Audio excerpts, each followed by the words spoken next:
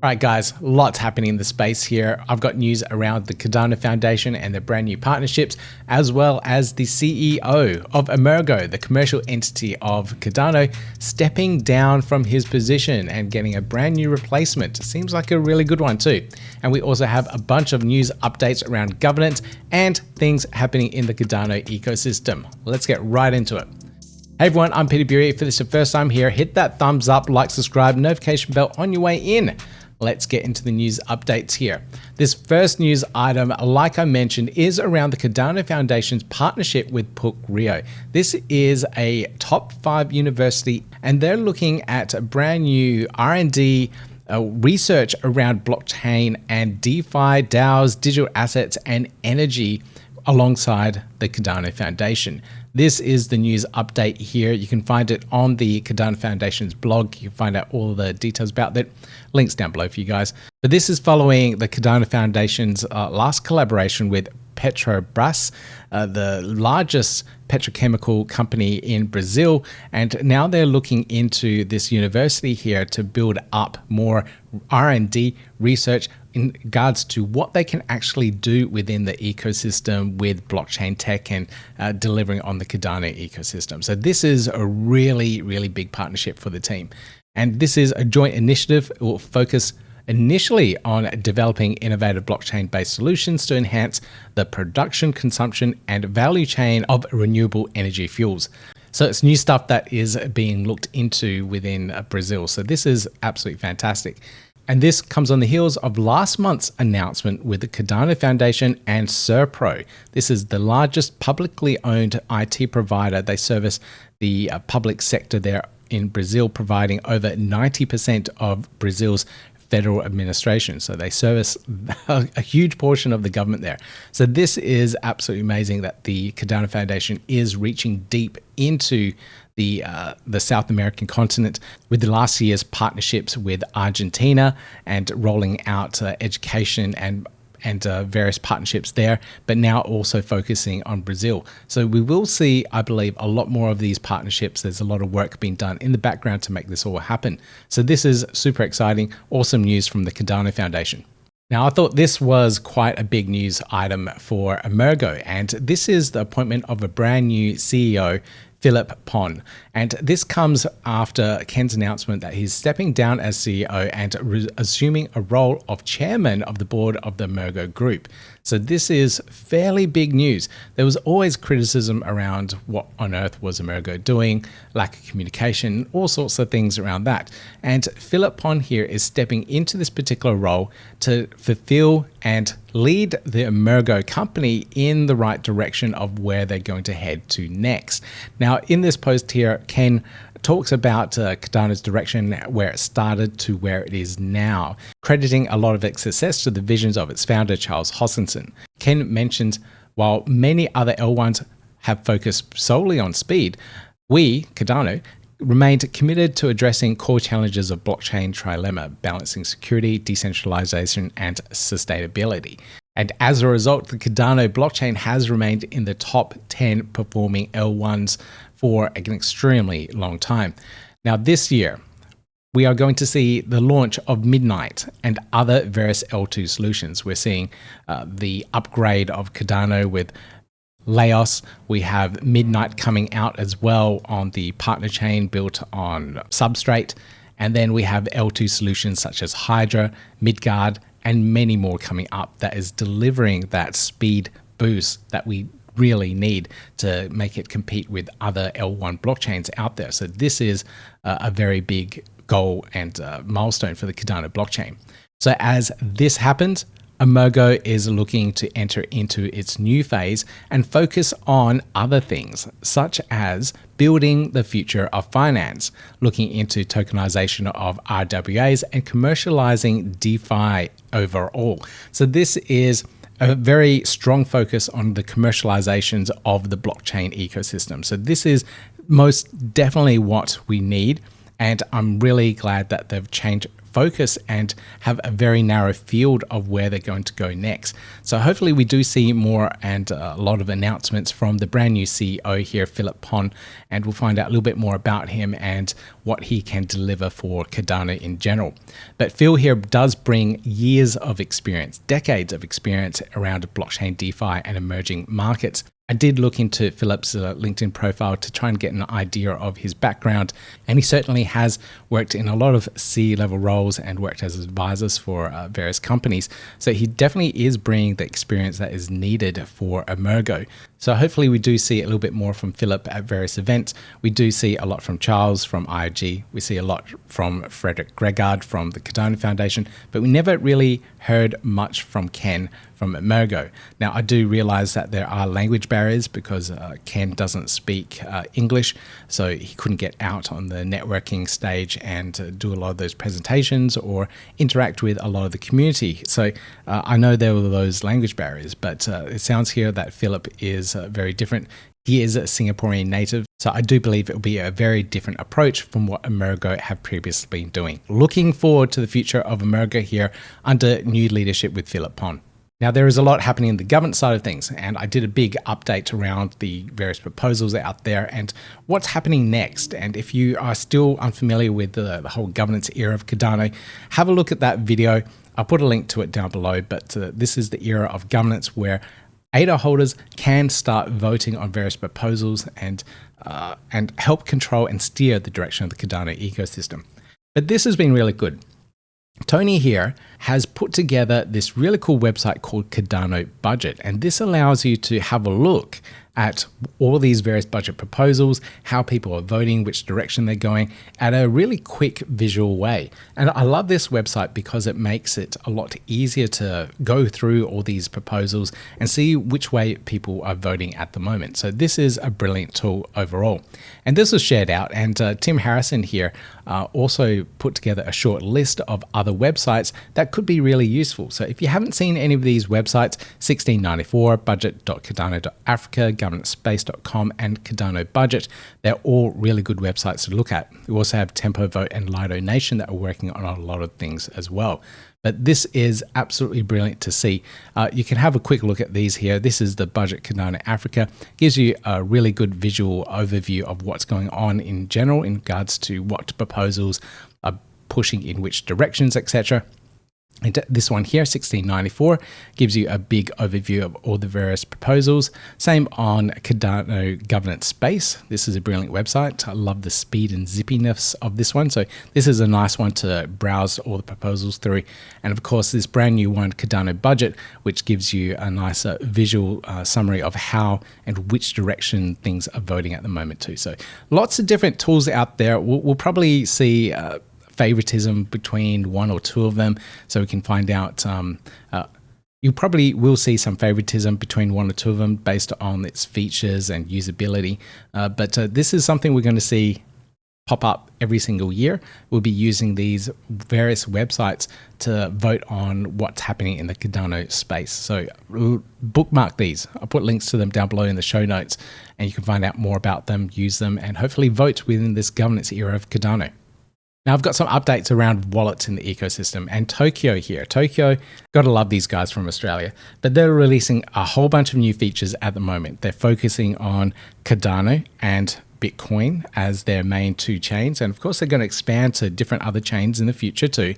So if you have a look at their X feed, you can see the various updates that they have. They have a Tokyo revamp is here. Everything you need is available via Explore and Rewards tab. One place for all you need to try it out more. So they've got a lot of updates here. So they've got a brand new Rewards tab, so you can find out what's coming in on your particular wallet. They also have some updates here around Swift syncing. So Swift syncing is now live, quicker, faster, smoother, your portfolio always up to date.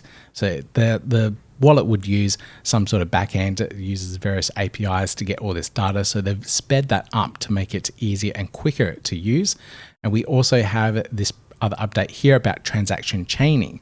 So Cardano users can now speed outputs directly from mempool transactions for lightning fast transactions. Cool.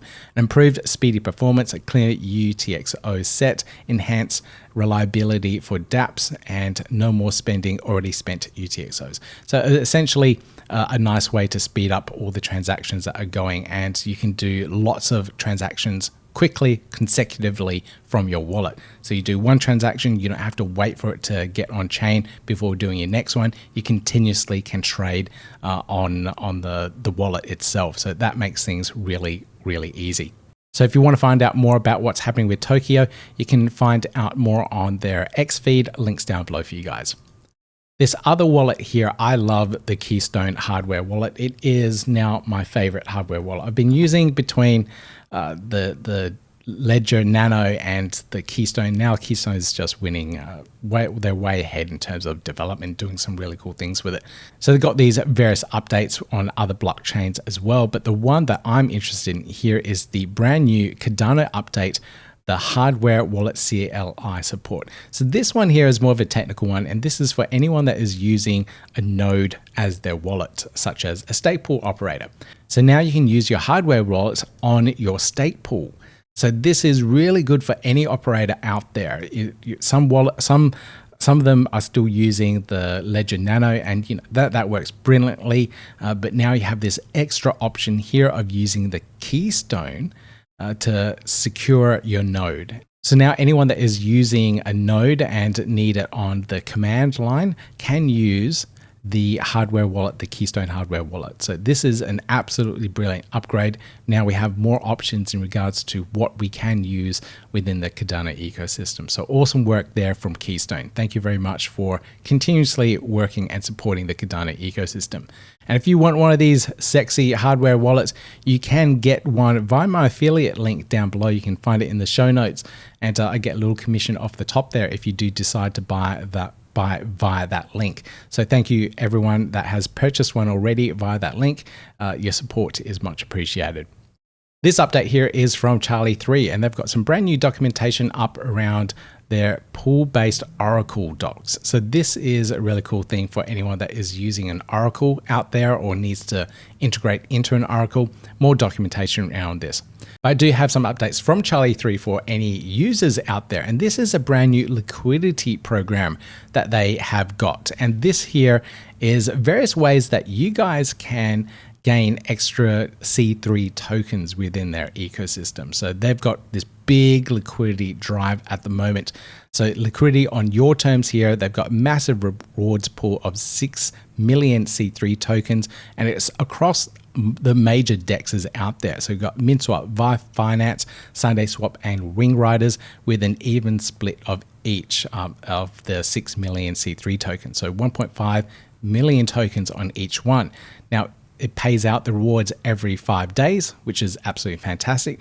And the cool thing here is that the DEXes here, because they have that even split, you can distribute your liquidity to earn those rewards to the lowest participating DEX. So maybe everyone's on MintSwap, for example, so the APR would be quite low. But if you start splitting that across ViFi, Sunday Swap, and Wing Riders, where there might be less participants, you can earn some more of those C3 tokens. So that's a really nice incentive there to have a look and analyze what's happening within the space. The other thing here, we've got year-long reward bonanza. So this lasts for the entire year, 73 epochs. This did start back in March, so you're already 1 month behind. And then once you delegate and have all your rewards within the ecosystem, you can access it via drip drops. So you can claim it via their claiming platform. Now there is also, I believe, a 6 month, here we go. Rewards are locked for 6 months from the end of each epoch. And this is to maximize the value of your reward, so people aren't just getting the rewards and then dumping them. So if you start providing liquidity on these various DEXes now, you won't be able to claim it for another 6 months. So it's a nice way to, it's essentially a vesting schedule. So it keeps that liquidity locked within the ecosystem much longer. So it's a nice thing to do. Now, the launch date, like I said, was March 15th. So that was last month, and you can still participate this and earn some of these rewards over the next 11 months. So good luck with that. I'll put a link to all that down below, but I'll also put a link to this. And this is a tutorial course that I've put together for MinSwap, and this post here in particular is around liquidity pool provisioning and the risks and rewards of providing liquidity. So we do need to understand what is involved when providing liquidity, and probably the most riskiest thing is the idea of impermanent loss, and that is when the value of a token might go up or down in a way that you're not really happy with. So you do need to be aware of this. I highly recommend going through this particular article, reading through it.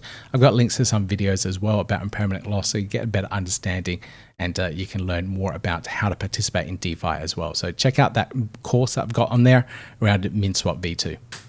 Now this here is brilliant news, and the Cardano DeFi ecosystem keeps on growing, and Anzen is now the top Cardano stablecoin by market cap, and it's big news for the Cardano ecosystem overall.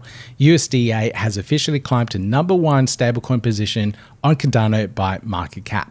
So what are they at the moment? Let's break down the current stats in ADA. Price 1.5 ADA, daily volume 300k, liquidity 13.39 million, market cap at 16.2 million ADA and 10.44 million USD.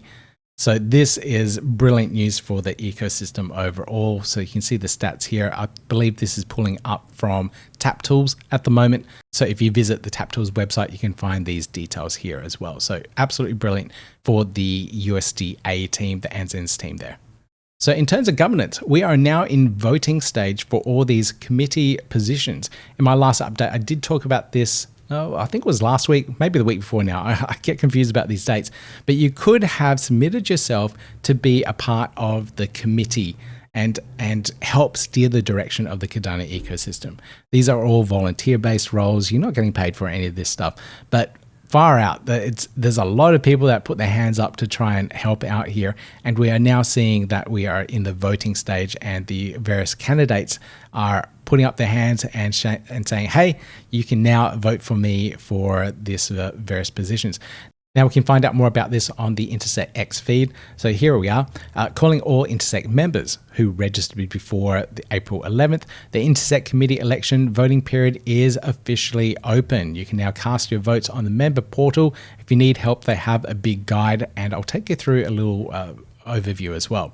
But this is documentation that they put out. All you need to do is go to the members dashboard. You can click on participate in voting, and then you can go through the various categories and vote for the person that you want to be in the various committees.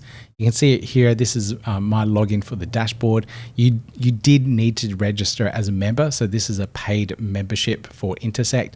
You can click on participate in voting. This will give you all the various categories, all the various committee groups that are being voted for it. And you can see here, let's click on membership and committee, and here you can see all of the various candidates and their profiles as well. So I'm just going to click on one randomly. Let's click on Hosky here. You can read more about Hosky, their bio, their X handle, and everything that they stand for. So there's a lot of questions that they had to answer here, and there's a lot of detailed responses from that as well. So if you want to learn more about the various candidates, you can go to this website, read their profiles, and try and determine who you want to vote for to sit in these various committees. So it's a bit of a process here to go through all of these members. There's a lot of people here. There's I did read the stats of how many people there were, and I think there's a lot. But you will need to go through here and start voting if you are an Intersect member and help steer the direction of the Cardano ecosystem. So good luck with everyone that has put up their hand to help volunteer and be a part of this process. It's a hard job. It's not easy, and I'm glad that so many people put their hands up to do so. There are some upcoming workshops for all the DReps out there. So any delegate representative that is needing to vote on these various budget proposals, there are workshops to help you go through all of this.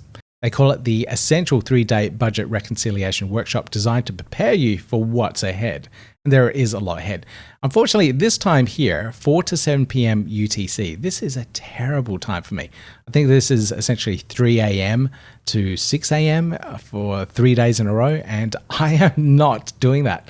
I may have to view the various recordings afterwards, but this will just be painful for me and will absolutely kill my health. So I won't be able to attend these live. Okay, 1 to 4 a.m. Japan time. So it's essentially, yeah, about right, I think. So not the best time zones for me. Definitely much better for Europe and the US. Anyway, kind of excludes me, I guess, and kind of excludes anyone from Japan as well. And the Japanese holders are the largest holders of ADA at the moment. So that's quite interesting times that they chose, but hey, they do what they need to do. There was also this budget proposal review workshop on Thursday last week, and this was recorded and put live on YouTube, so you can watch this one as well. I did have a quick look at this one here. It goes for over 3 hours. Hats off to anyone that sat through the entire thing from start to end. But yeah, unfortunately not a good time for me, and I won't be able to attend to any of this stuff.